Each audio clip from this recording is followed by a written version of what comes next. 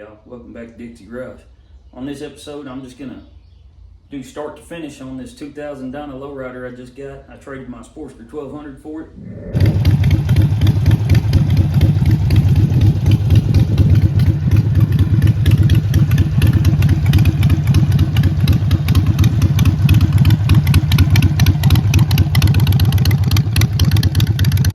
This bike's wrecked. The tank was bad, the gauges were bad, most of the wiring's pretty bad, but I wanted that twin cam, you know, over the, mine was an 09, so it was fuel injected, but it's still a Sportster engine, so it was like, it was an upgrade.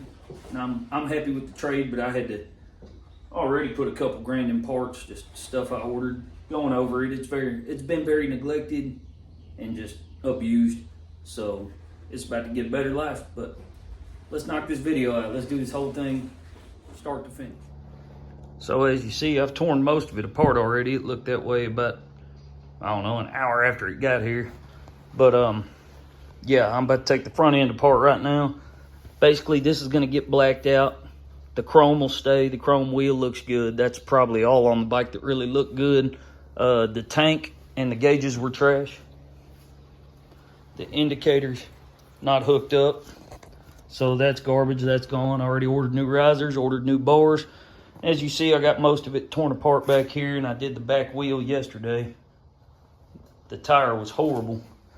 So, yeah, gonna do everything. Tune up, 3-hole, pads, bars, tires, all of it. She is getting the whole works.